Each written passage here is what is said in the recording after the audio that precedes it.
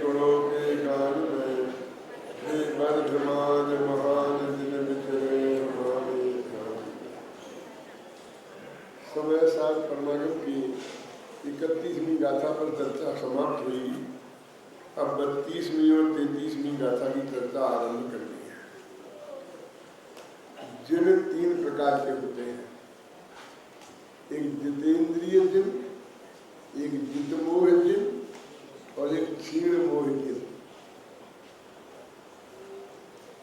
जितेंद्रिय जिन चौथे गुणस्थान से लेकर 7वें गुणस्थान तक होते हैं।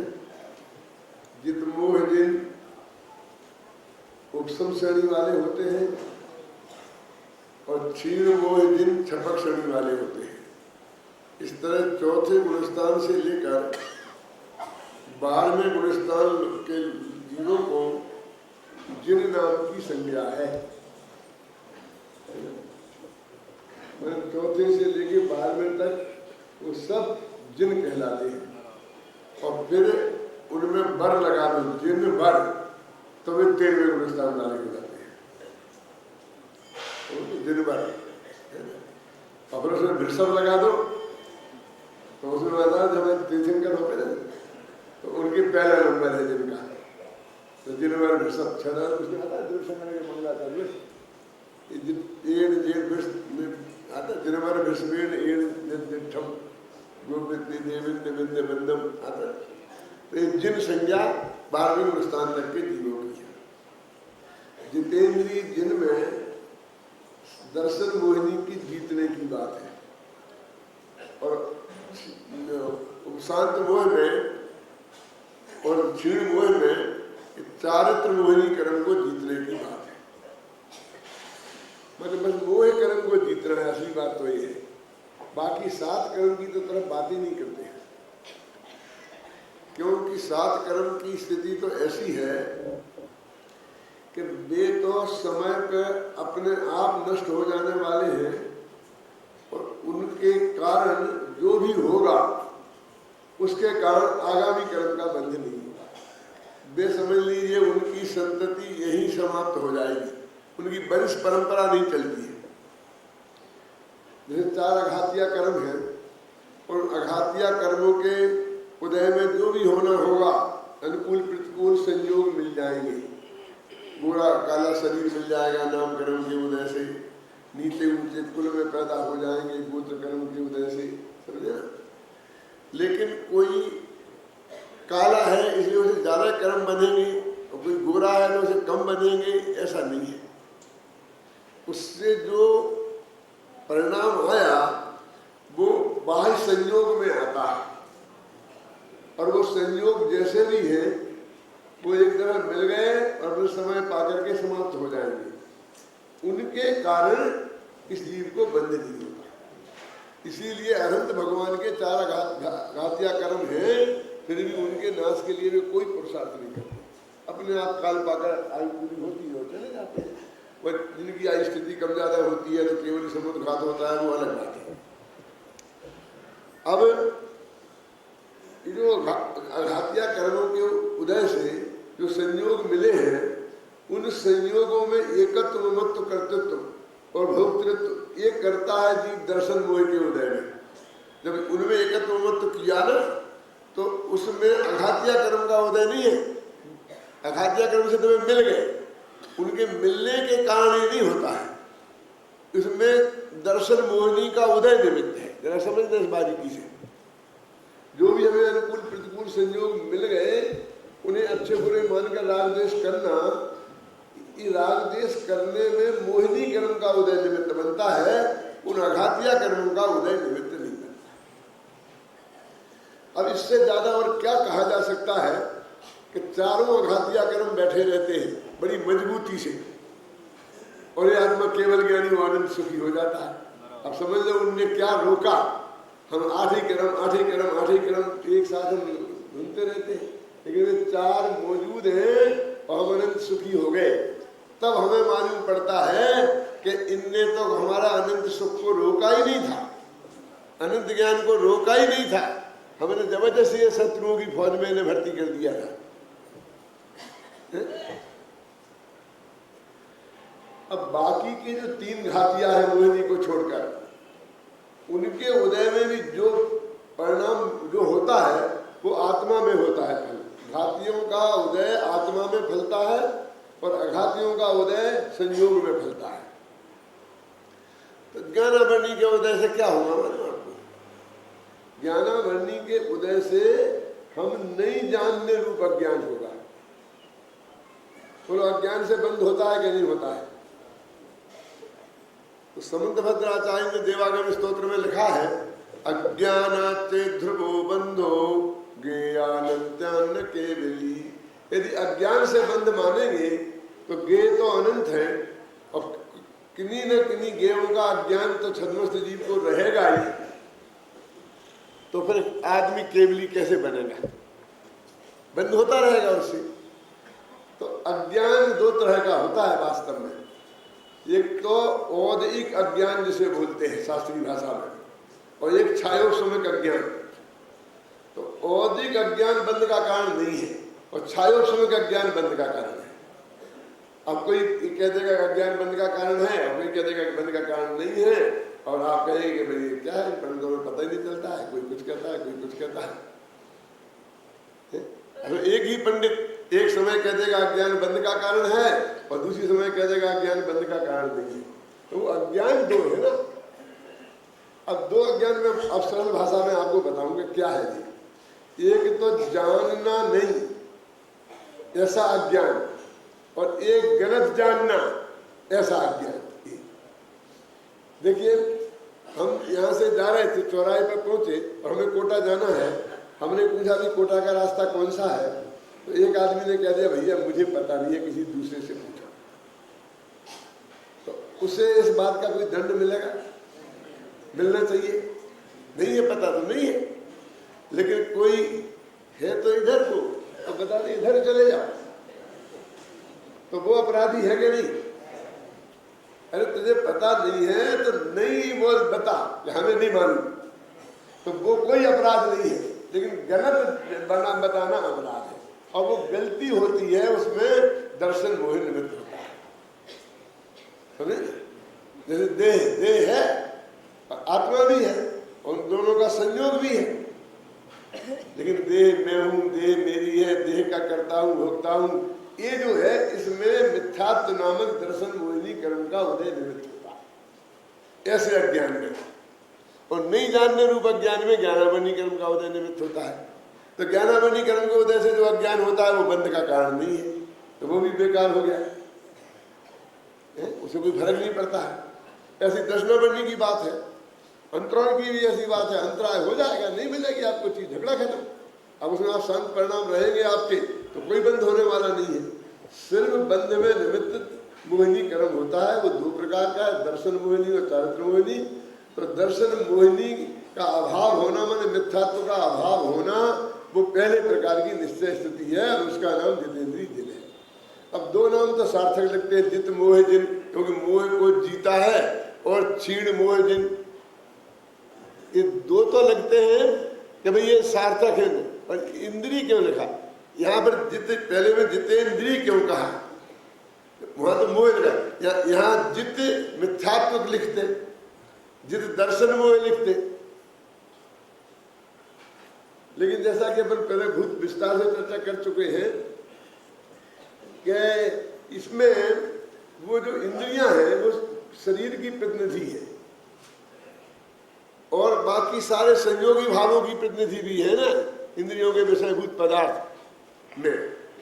तो ये इनमें जो हमारा एकत्व रहता है, तो इनको इंद्रिय शब्द से कहा, क्योंकि इंद्रिय को हमने अपना सहयोगी मित्र मान रखा है। क्यों? जब तक आंखें हैं, जब तक सारा है, सब कुछ है, आंखें गई तो सब कुछ गया। क्यों? आंखें गई तो सब कुछ गया, ऐसा है क्या? मैंने हमारी आंखें ही सब कुछ है। अब भैया आप क्या करें, हम तो सुनते हैं, कान से सुनते नहीं है, आंख से दिखाई नहीं देता है। अब तो बस हम समझ लो खत्म ही हो गए, चुके ही गए जैसे हैं। क्या करें, हमारी समझ में ही कुछ नहीं आता। अरे इससे बढ़िया पुण्य का उदय और क्या होगा इस जगत में? असल भाई कि आंखों से दिखे नहीं और कानों से सुनाई नहीं दे। क्यों?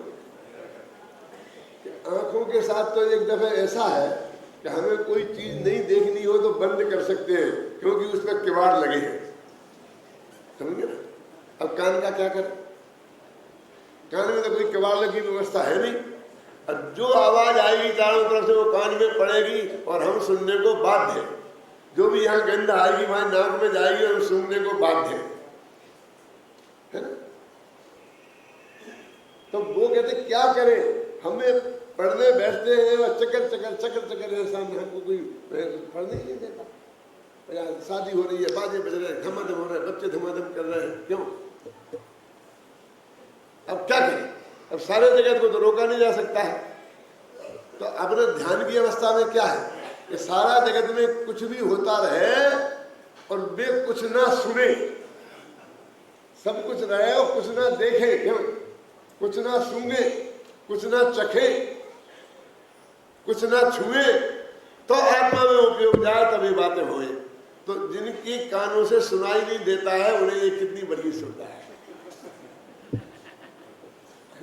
वो जा रहे कितना ही हल्ला, उनके ध्यान में कैसे विघ्न खड़ा हो सकता है? बोलिए, है ना एक प्रॉब्लम है ना। तो तुझे आत्मा का ध्यान करना ये सबसे बढ़िया काम है, चिंतन करना ये सबसे बढ़िया काम है, इसमें किसी दूसरे की जरूरत नहीं है और किसी की सुनने की जरूरत नहीं है। क्या बहुत से लोग कहते मैं किसी की सुन नहीं सकता, समझते क्या? सुन नहीं सकता तो अच्छा है, बहरा हो जाए। तो इसलिए उन्होंने इसे जितेंद्रीय शब्द का प्रयोग किया, मोह को जीतने के अर्थ में जितेंद्रीय शब्द का प्रयोग किया। और ये क्या है, शंकर दोष के परिहार पूर्वक होता है, इसकी चर्चा में विस्तार से कर चुका हूँ। अब दोबारा शुरू करूंगा तो फिर घंटा उसमें ही निकल जाएगा। ये भाव भावक भाव की चर्चा करता हूँ। ये दूसरी और तीसरी स्थिति है, वो भाव भावक भाव भावक शंकर दोष के परिहार पूर्वक और भाव भावक भाव के अभाव पूर्वक होती है। पर ये सब ये समझ में आ जाए तो गाथा पूरी समझ में आ जाएगी। अब भाव भी क्या है और भावक क्या है, तो वे सात कर्म की तो छुट्टी हो गई ना। अब जो मोहिनी कर्म है, चारित्र मोहिनी, दर्शन मोहिनी की भी छुट्टी हो गई, वो जीव सम्य दृष्टि हो गया, मतलब समझ लो 7वें गुणस्थान के निरति से भाग तक भी आ गया। अब जो चारित्र मोहिनी कर्म है वो है भावक, और आत्मा मोह राग द्वेष रूप, मोह तो है ही नहीं है, राग द्वेष रूप परिणमित आत्मा ये है भाव्य। वहां कहा था सारा जगत है गे, इंद्रियां हैं गे, भाव इंद्रियां हैं गे, इंद्रियों के विषय है गे और आत्मा है ज्ञाय। अब यहाँ कहते हैं कि यह उल्टा हो गया, आत्मा भावक और ये भाव में ऐसा नहीं है, यहाँ कर्म भावक हो गया, उलटना पड़ेगा। कर्म हो गया भावक और उसके उदय में जो आत्मा में विकृति हुई, उस विकृति सहित उस विकृति रूप परिणमित आत्मा है भाव्य। इसमें जरा विशेष ध्यान देने की बात यह है कि मैं लाया हूं में से इस समय सारा अनुशीलन, इसमें मैंने 8-10 पेज लिखे हैं, इसमें बहुत मार्मिक बातें हैं, तो आप पढ़ सकते हैं, एक आध दो पढ़ के भी बताऊंगा।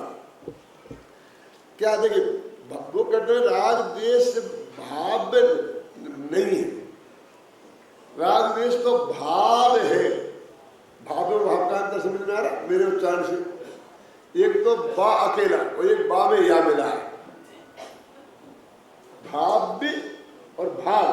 तो राग द्वेष मोह तो है भाव होम, और आत्मा में जो मोह कर्म का उदय हुआ वो है भावक, और आत्मा राग द्वेष रूप परिणमित हुआ उसके निमित्त से अथवा उसके निमित्त में वे हुए भाव्य।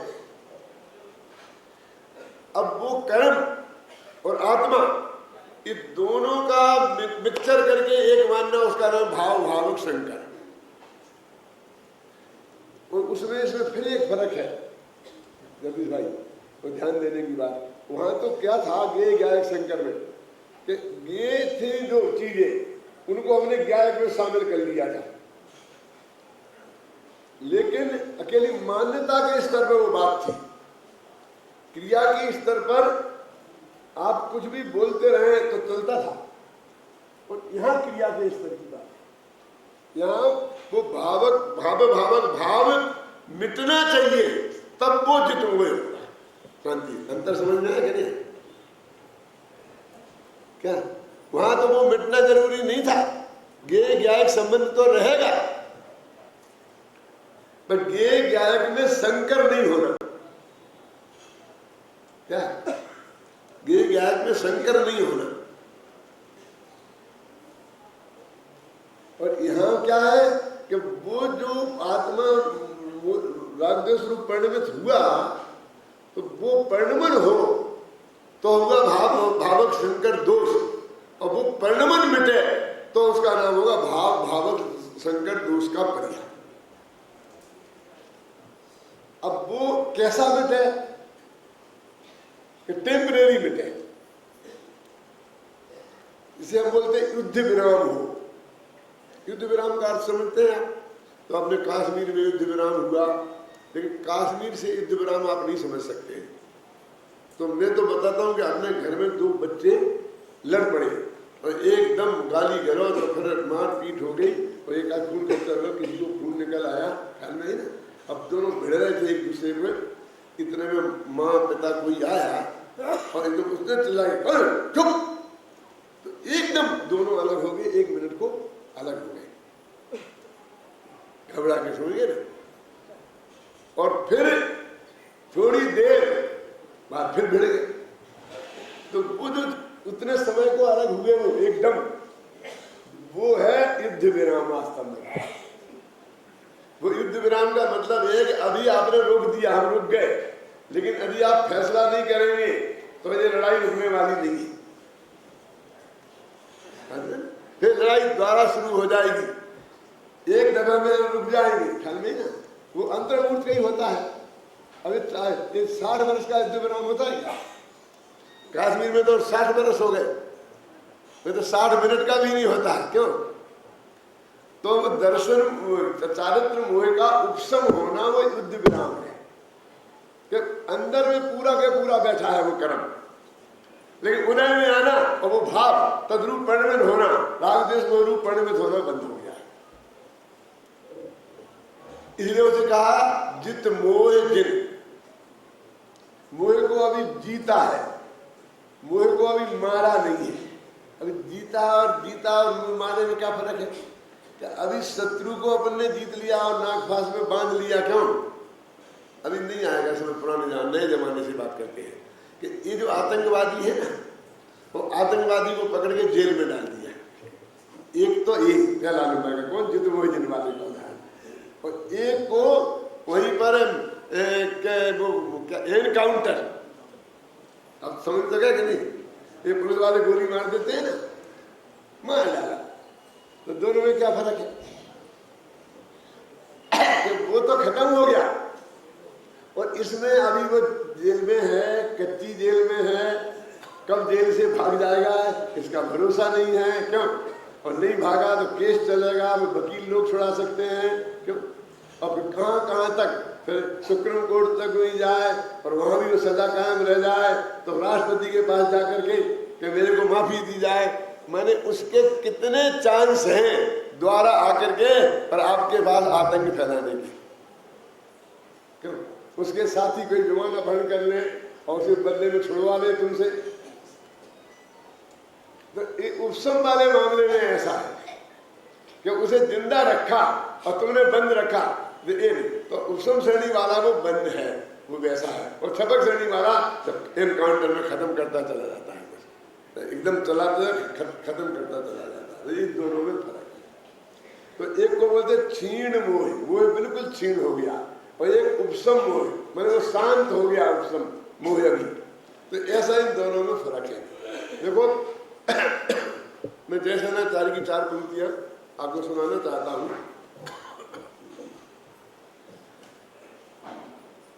भाव्यो रागादि परिणता आत्मा, भाव को रंजक उदयागतो मोह, तयो भाव भावकयो शुद्ध जीवेन स संकरा संयोगा संबंधा सएव दोषा। माने वो संकर जो उत्पन्न हुआ यही दोष है। मतलब ये है कि जो अपना माना, वहां तो अपना माना था तो दोष था, भले ही वो रहे शंकर, गे ज्ञात में शंकर रहे, लेकिन गे ज्ञात को शंकर रहे माने वे मिले रहे, लेकिन हम उन्हें जुदे जुदे जाने तो दोष का परिहार हो जाएगा। और यहाँ तो कहते हैं वो राग दोष खत्म ही होनी चाहिए। तम दोषम ससंवेदन ज्ञान बले ने ये असल परहरती सा द्वितीया स्तुति। तो ये दूसरी स्तुति और तीसरी स्तुति की दोनों गाथाएं यद्यपि मूल समय साल में अलग अलग है, लेकिन दोनों का सारे तर्क और युक्तियां एक सी थी, इसलिए मैंने इन दोनों को इकट्ठा विचार किया है और फिर दोनों को इकट्ठे 8-10 पेज लिखे हैं विस्तार से। तो मैं आपसे कह रहा था कि संक्षेप में क्या हुआ, जित मोह जिन माने गे गायक शंकर दोष परिवार माने पर में एकत्व बुद्धि नहीं होना, पर वाले वही देहादिक समझे ना, और फिर वो देश तो निकल गया। देखिए चारित्र मोह के नाश के उपाय का और दर्शन मोह के नाश के उपाय में एक बहुत बड़ा अंतर है। अंतर क्या है कि दर्शन मोह के लिए तो अपन को वो चाहिए ना कि गुरु जी चाहिए, उपदेश देवे, फिर भी हमें समझाएं अथवा जर्मानी में पढ़कर समझाएं, अरहंत की दिव्य ध्वनि सुनकर पहचाएं, हम खूब चिंतन करके तत्व का निर्णय करना। यहाँ तो डिसीजन लेना है, यहाँ तो समझ में फेर है, मान्यता में गड़बड़ी है, इसलिए बहुत कठिन काम है। जैसे मैंने एक उदाहरण दिया था कि आपने एक कारखाना खोला, इसमें एक महीने में 10 मोटर कारें बनती हैं। अब आपने मोटर कारों को बेचना शुरू किया तो आपको एक महीने में 100 मोटर कार की मांग हो गई। तो अब जो आपको 10 से 100 बनानी है, बोलो कैसे बनाओगी, आप तो उद्योगपति लोग हो, कठिन है। अब क्या है, क्योंकि सारी टेक्निक है, बनी बनाई है, सारी इंजीनियर सब बात है, बस अब तो थोड़ा सा मशीन में लेके और लगा देना है, जगह फैलानी है। अब किसी को रसिया से इंजीनियर बनाने की जरूरत नहीं है। ऐसे ही सम्यक दर्शन की प्राप्ति के लिए तो वो विशुद्धि लब्धि, देशना लब्धि और फिर वो सारी प्रक्रिया जिससे हमको पार होना पड़ता है। इसलिए असलियत गुरु की आवश्यकता तो सम्यक दर्शन के लिए है, जिसे अपन देशना लब्धि कहते हैं। फिर चारित्र में तो क्या करना है कि चारित्र में तो जो चीज हमने उपलब्ध कर ली है, मान लीजिए कि 6 महीना में बहुत कम समय को अनुभव होता था और 6 महीना का अनुभव का वियोग हो जाता था चौथे गुणस्थान में। अब वो अनुभव का काल बढ़ता जाए और वियोग का काल कम होता जाए, बस ये तो प्रैक्टिस करनी है कि हम जो अंदर हमें अनुभव तो है ही, जब हम अनुभव में गए तो उसे थोड़े जमे, उधर से एकदम भागे नहीं। कल नहीं आपने एक गद्दी में बैठ के 5 मिनट बढ़िया निडर होके भाषण दे दिया, अब 1 घंटा देने में कोई दिक्कत नहीं है, क्योंकि 5 मिनट में तो पैर कांपने लगते हैं, पसीना से तरबतर हो जाते हैं। क्यों? फिर एक दफा हो गया, वो भय निकल गया, अब तो प्रैक्टिस की बात है। तो अब वो बढ़ाना है, वो वियोग काल कम होना है। जब ऐसा होते होते वियोग काल 15 दिन से कम रह जाए और अनुभव का काल उसी अनुपात में बढ़ जाए तो पंचम स्थान हो जाए। तो हर अंतर ऊर्ध में अनुभव होने लग जाए और 2 समय में शुद्ध भाव, 1 समय में शुद्ध भाव, ऐसा अनुपात रह जाए तो मुनि दशा आ गई। और जब अशुद्ध शुद्ध भाव होगा ही नहीं और शुद्ध ही रह जाए तो उपसम श्रेणी और सबक श्रेणी होगी। तो इतनी सी बात है। अब तो उसकी मात्रा, इसलिए कहते हैं चारित्रिक कला है, प्रैक्टिस है। अब उसमें आपको प्रैक्टिस करनी है, उसमें किसी गुरु की जरूरत नहीं है। ध्यान में गुरु की जरूरत नहीं होती है, ज्ञान में गुरु की जरूरत होती है। और चारित्र मोह के नाश करने के लिए ध्यान करना है, ज्ञान तो है, और दर्शन मोह के नाश करने के लिए ज्ञान करना है। अभी तुम तो बहुत अच्छा बता रहे थे ना कि ज्ञान सब ज्ञान ही है। श्रद्धा में भी ज्ञान है, प्रतीति में भी ज्ञान है, चारित्र में भी ज्ञान है। और क्यों कि ध्यान क्या है? स्थिर हुए ज्ञान को ही ध्यान कहते हैं। ये अपनी 34वीं गाथा में आने वाला है। अभी अपन ने 32 और 33वीं गाथा का अर्थ कर रहा है। क्या क्या स्थिर हुआ ज्ञान ही ध्यान है। माने जानना वो ज्ञान, और किसी चीज को लगातार जानते रहना वो ध्यान।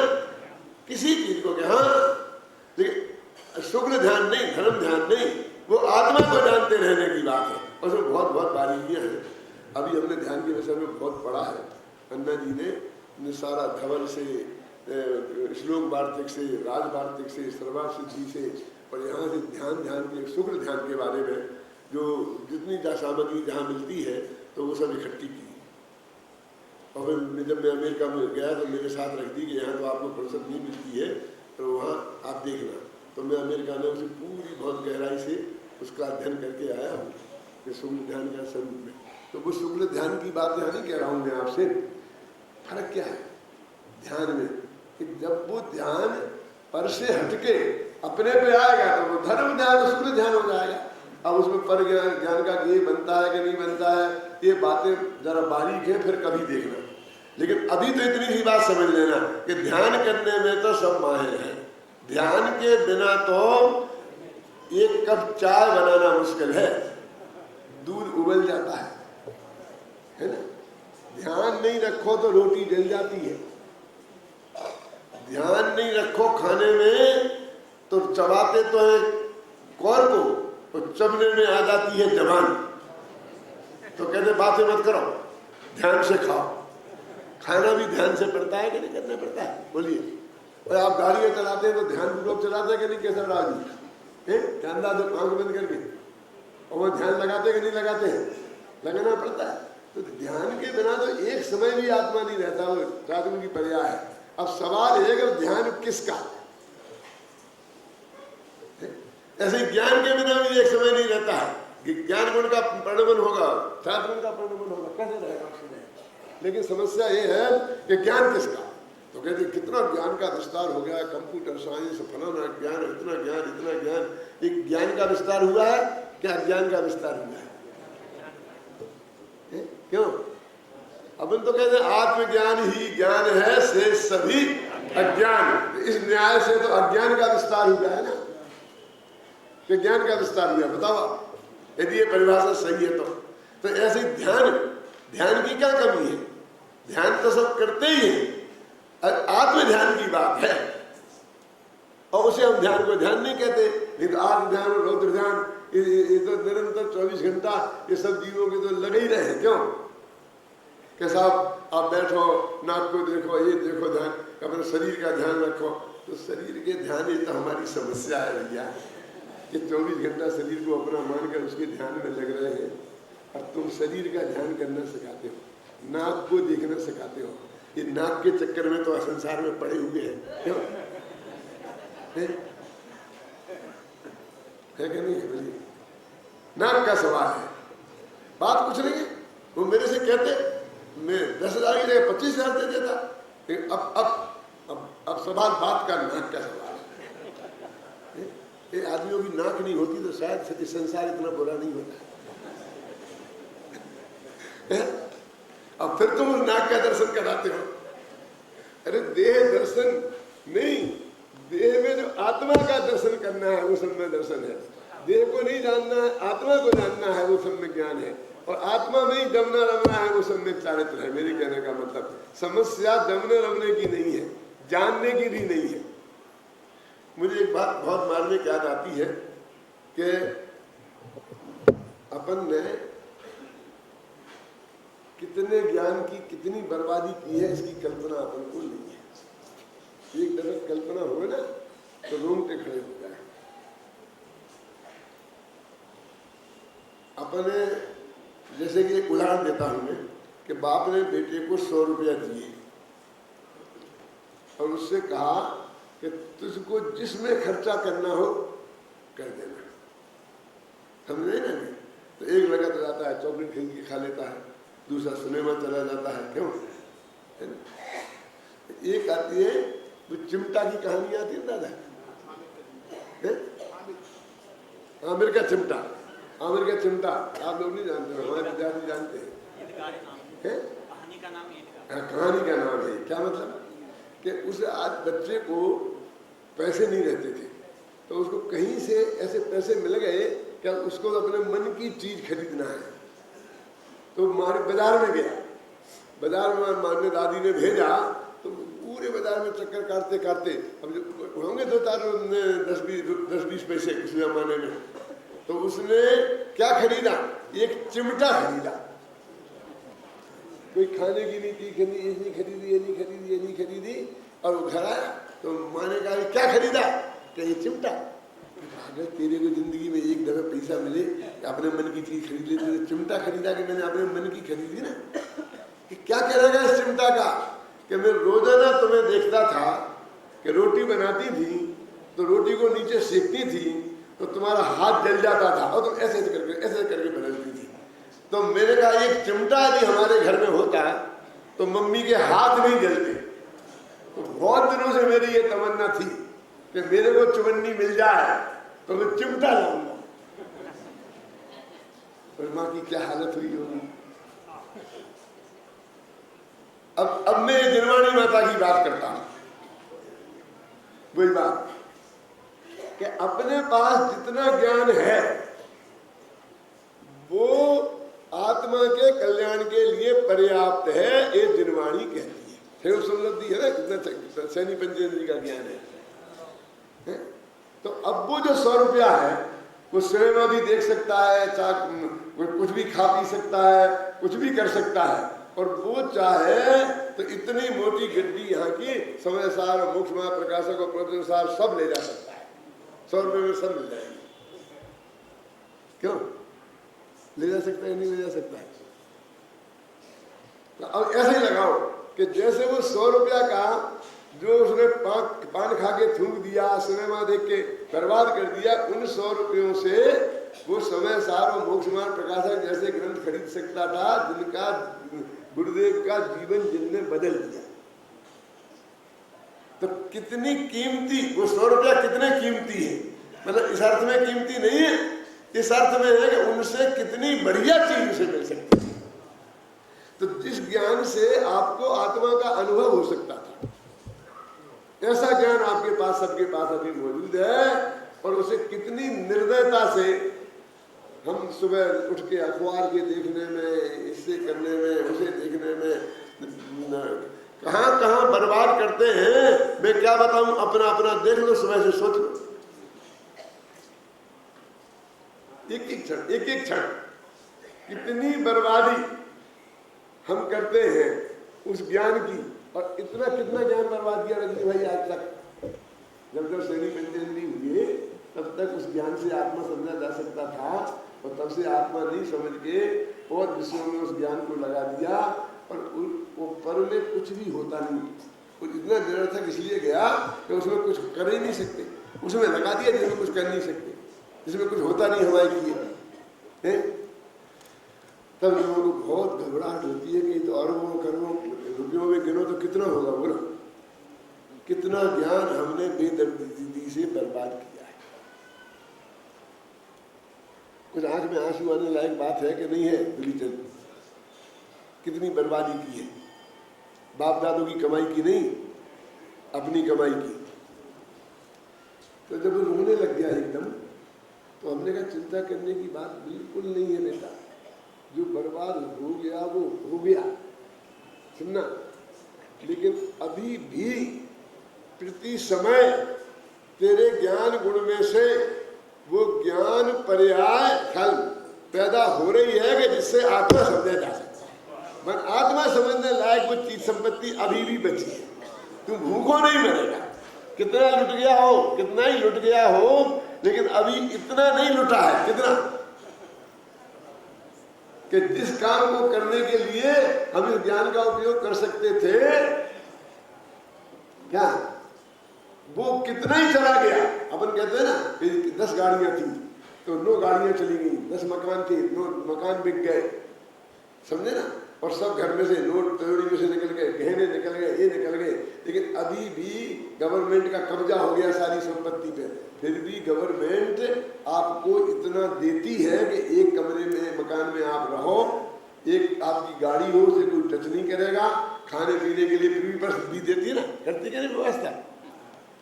तो जो तेरे जीवन में कोई कमी नहीं आई, वो तो फालतू का गया सब गया। वो कौन सा गया? अभी क्यों होता है? अभी आज समझ में आ गया तो आज चेतना। यदि नहीं चेता तो जिस श्रेणी से अश्रेणी में गया, तुम जिस देव गति के लिए ललचा रहा है और देव हो जाएगा, अरे इससे तो नरक अच्छा। क्यों? क्यों लिखा है सम के शहर नरक है? सम के शहर की बात नहीं करता हूं मैं। क्यों? कि देव एकेंद्रीय हुआ, देव मर के एकेंद्रीय हो जाता है, वो ज्ञान निधि को लुटा देता है। और नरक में रहने वाला सातवें नरक का नारकी भी जब वहां से निकलता है तो श्रेणी पंचेंद्रीय ही होता है, ज्ञान निधि नहीं लुटती हो। मैंने क्षयोपम ज्ञान इतना रहता है। मेरे कहने का मतलब समझ गए ना अभी में, कि जिस वर्ग के पीछे तुम इतना पड़ा है वो उसकी क्या दुर्दशा है तुम्हें सोच रही है। तो अभी आज चेत जाए तो भी कितना ही नुकसान किया हो तो उसकी कुछ नहीं। अभी भी इतना नुकसान हो जाने के बाद तेरे पास इतनी संपत्ति अगाध है, कितनी, कि प्रति समय अनंत ज्ञान तेरे में से निकले। क्या केवल ज्ञान प्रति समय नई नई पर्याय होती कि नहीं? इतनी खदान है तेरे में ज्ञान की। तो करना क्या है? कुछ नहीं, बस आत्मा को देखना जानना है, देखना है, देखना है, जानना है, देखते रहना है, जानते रहना है, इतना सारा मुक्ति मार्ग। इतने में से तो केवल ज्ञान होता है बस। क्या? एक था राम, एक था रामन्ना, बाने बाकी नारहरी, बाने बाकी नाक हरी, इतनी बात का बातन्ना, और तुलसी रच गए पोथन्ना। हम पढ़ते पढ़ते मिल जाए। एक राम था, एक रावण था। उसने उसकी नार हरी, उसने उसकी पत्नी का अपहरण कर लिया। नाक गर्दन को भी बोलते हैं, अगली जेल नहीं है। और उसने उसकी नाक हरी, मतलब गर्दन काट दी। तो इतनी सी तो बात है क्या ज्यादा? एक था राम, एक था रामन्ना, बाने बाकी नार हरी और बाने बाकी नाक हरी, इतनी बात को बातन्ना, और तुलसी रच गए पोथन्ना। तो इतनी सी तो बात है। ये भगवान आत्मा है, उसकी वर्तमान ज्ञान जितना प्रकट है बस उसको उसी आत्मा में लगा दो, ज्यादा नहीं, सिर्फ एक अंतर्मुहूर्त को, और फिर इतना खजाना निकलेगा कि अनंत काल तक प्रति समय अनंत ज्ञान उसमें से निकलेगा और फूटेगा नहीं। कितना बड़ा खजाना निकलेगा। फिर किसकी तरफ देखेगा? जिसमें से कुछ नहीं मिलना है, जिसमें से कुछ नहीं होना है, जिसमें हमारा कुछ नहीं चलना है। हम छाती पर हाथ रखकर विचार करें दीदू भाई कि हम इतने महत्वपूर्ण ज्ञान कि जो आत्मा में लगे तो अनंत सुख और केवल ज्ञान पैदा कर सकता है, उसको हम कैसी कैसी जगह लगा रहे हैं, उसकी कल्पना आपको है? मैंने कई दफे कहा है, आज भी मेरे को कहने का विकल्प आता है, 5 मिनट लगेंगे तो मैं ये कहता हूँ कि जैसे हमारे पास अभी आते हैं बहुत से लोग, बबलू के साहब अपने बच्चों को इनको बताएं। अभी मैं एक बात बताता हूँ बहुत मार्मिक, कि हम यहाँ से शास्त्री पास करके मेरी दोहती गई है, तो वो MBA में भर्ती हुई है पूना में। शास्त्री पास करके सीधे MBA में भर्ती हुई। तो मैंने निमेश भाई को कहा था, तो निमेश भाई ने वो किया। तो निमेश भाई को जब मैं तो विदेश में था, परमात्मा ने धन्यवाद दिया, तो उन्होंने जो वाक्य कहा वो कितना मारने के मैं सबको सुनाना चाहता हूँ। उन्होंने कहा कि मैंने इसलिए भर्ती किया कि सारी दुनिया को मालूम पड़े कि एक शास्त्री भी MBA में भर्ती हो सकता है। मतलब ये नहीं है कि अभी मैं जिंदगी में धर्म ही धर्म करता रहेगा, मैं खाने को रोटियां नहीं मिलेंगी, नहीं करेंगी। सारे रास्ते शास्त्री करने के बाद भी खुले हैं। और जैन धर्म का ठोस विद्वान बन जाएगा। अब मेरा पॉइंट समझे, इसलिए मैंने इसको भर्ती किया, क्योंकि भर्ती तो पूरी हो चुकी थी, सीट तो बिल्कुल खाली नहीं थी। अब ये मेरे पास आते हैं कि दादा हम ऐसे एक्सपर्ट को बुलाएंगे कि जो यहाँ विद्यालय में हमारे विद्यार्थियों को ये बताएंगे कि तुम्हारे लिए कौन कौन से रास्ते खुले हैं। मैंने कहा भैया तुमको यहाँ अंदर घुसने नहीं देंगे, बाउंड्री में हम पढ़ा पढ़ा के तैयार करें और तुम यहाँ से भागने की रास्ता बताओ, और हम तुम्हें अपने स्टेज पे बैठने दें, ऐसा नहीं करने देंगे। अरे हम तो वो आत्मा का कल्याण करें और जगत के कल्याण में निमित्त बने, इस क्षेत्र में रहे प्रतिभाशाली, प्रतिभाएं तो वहां निकल जाएंगी जगदीश भाई, और फिर ऐसे ही रह जाएंगे। जैसे जैसा धर्म चलता है वैसे धर्म चलेगा। तो उनको तो उनका मानस कभी कभी गिरता है, तो क्या करें ये पूछते हैं। तो मैंने कहा बताओ, वो उसकी ट्रेनिंग मैं देता हूं तुम्हें कि क्या कि इनका आखिर यहाँ तुम्हारी शास्त्री करके इनका फ्यूचर क्या है। इतनी गाथाएं सुना दी, लेकिन फ्यूचर क्या है। वो आते हैं तो 1-1 लाख रुपया महीना पर परीक्षा पास होने के पहले ही ले जाते हैं। क्यों? कंपनियां उठा लेती है ना MBA को उनको। इनका क्या फ्यूचर है? फ्यूचर पूछते हो क्या है, उनका क्या फ्यूचर है। तो मैं वो उदाहरण देता हूँ, आपने सुना होगा कि क्या है कि हमारा बेटा ENT है। ENT समझ गया, नाक कान गले का स्पेशलिस्ट है। तो मैं वो करता क्या है कि वो नाक कान गले का इलाज करता है। तो सुबह से शाम तक क्या करता है, वो कोई आदमी आता होगा, वही तो उसके पास आता होगा जिसकी नाक सड़ गई होगी। अच्छी नाक वाला तो आ गया नहीं, जिसके कान में से पीक बह रही होगी। तो जिन पदार्थों को हमें देखने में गिलानी आती है, उनको सुबह से शाम तक उस ज्ञान का कि वो आत्मा में लगाता तो केवल ज्ञान हो जाता, सुबह से शाम तक कोई देखा करता। ये फ्यूचर है। और 2 रोटियां खाने के लिए फुर्सत नहीं है। कि तुम्हारा बेटा क्या है कि यूरोलॉजिस्ट। क्या होता है भैया यूरोलॉजिस्ट? तो पेशाब की बीमारियों का और ऑपरेशन करता है, प्रोस्टेट का, इसका उसका। लेकिन मेरी समझ में नहीं आता वो देखता क्या है। कि जिन अंगों का नाम लेने में हमें शर्म आती है और दुनिया देखने में हम उसे छिपा के रखते हैं, और कोई नालायक यदि उसको उगाड़ दे तो उसको अपन बुरा मानते हैं। ऐसे अंगों को निरंतर अपने ज्ञान का गेय बनाना, त्रिकाली ध्रुव भगवान आत्मा को छोड़ना, ये है फ्यूचर। और रोटी खाने की उन्हें भी फुर्सत नहीं है।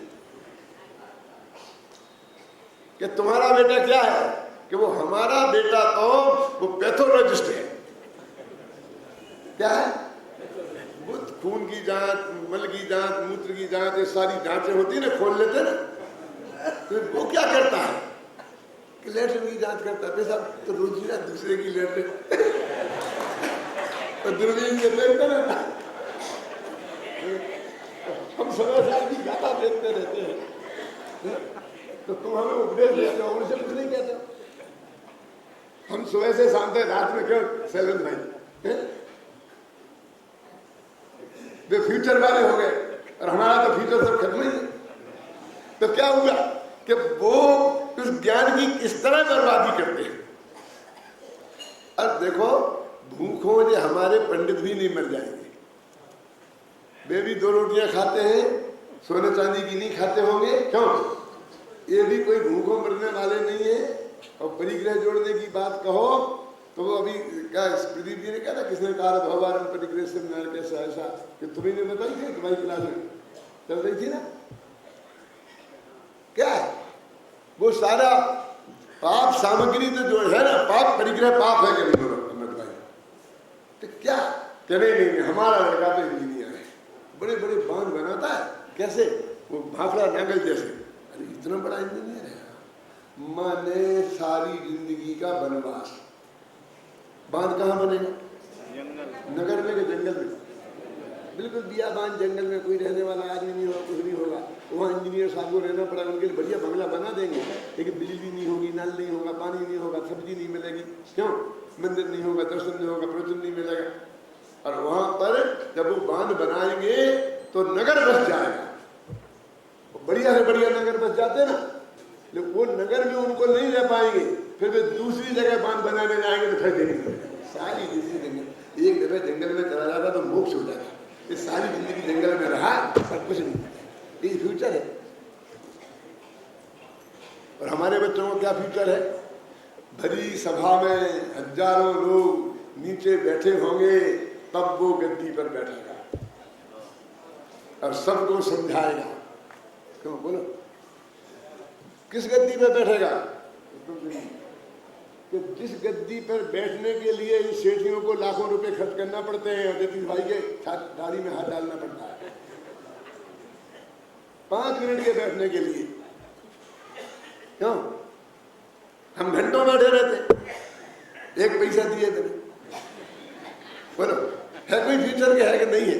अरे समाज में सम्मान मिले, तत्व ज्ञान की बात बताएं, क्यों सबको बताएं, इससे बढ़िया और फ्यूचर इस जगत में क्या हो सकता है? आप ये उस मोक्ष का फ्यूचर तुम्हारी समझ में नहीं आता है? अब हमारे बच्चों को तुम MBA का फ्यूचर बताना चाहते हो, नहीं दम नहीं आने देंगे, बाउंड्री में घुसने नहीं देंगे, ऐसा समझ लेना। क्यों घबरा रहे हैं? तुम जैसे बहुत है।